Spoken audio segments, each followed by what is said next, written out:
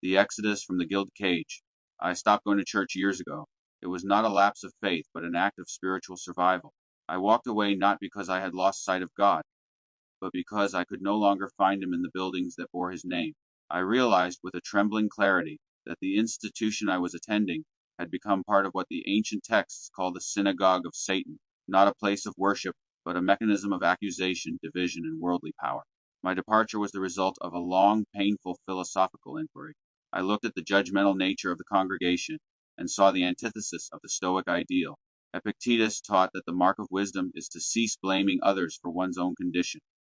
Make the best use of what is in your power, and take the rest as it happens, he counseled. Yet the church I knew was an engine of blame. It thrived on the debasement of the marginalized, downtrodden, unfortunate, outcast, and poor. It needed scapegoats to function. By pointing the finger at the undesirable, the members could maintain the fragile illusion of their own righteousness. They built their sanctity on the backs of those they excluded. This exclusion represents a fundamental violation of the Neoplatonic understanding of the One. Plotinus taught that all existence emanates from a single divine source, and that to harm another is to harm oneself, for we are all interconnected parts of the same whole. The Church's pro-war stance, its blessing of bombs and its cheerleading for conflict, is a violent rejection of this unity. It is a descent into multiplicity and chaos, a celebration of the very division that the Logos is meant to heal. How can one claim to follow the Prince of Peace while worshiping at the altar of the military-industrial complex?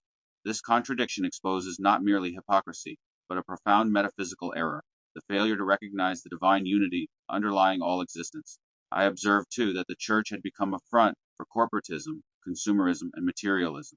It was no longer a temple, it was a marketplace. Plato warned us in his Republic against the appetitive part of the soul, the part that craves money, status, and physical pleasure, ruling over reason. The modern Church has inverted the soul of society. It has enthroned the appetites. It preaches a prosperity gospel that equates divine favor with a heavy bank account, turning the carnality of greed into a virtue.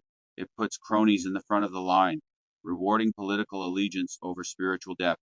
This inversion reflects what Plato would identify as a society in decline, moving from aristocracy toward democracy, then oligarchy, democracy, and finally tyranny. The Church, rather than standing against this decline, has become its instrument, sanctifying wealth and power rather than wisdom and virtue. Immanuel Kant provided the final logical proof for my exit. His categorical imperative demands that we treat humanity, whether in our own person or in that of another, always as an end and never merely as a means. The institution I left treated the poor not as ends, sacred souls to be loved, but as means, props for their charity photos, or targets for their judgment, to prove their own superiority. They used the outcast to define their in-group. This is a profound moral failure that violates the very foundation of ethical action. The Kantian framework exposes the logical contradiction at the heart of such institutions. They claim to serve a universal God while practicing particular exclusion. They profess love while enacting judgment.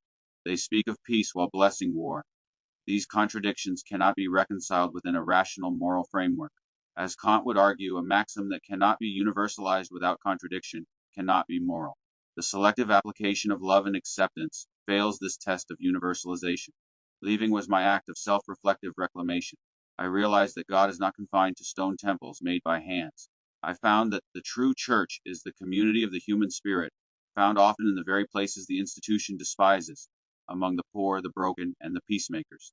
This understanding aligns with the Stoic conception of the cosmopolis, the universal city to which all human beings belong by virtue of our shared rationality.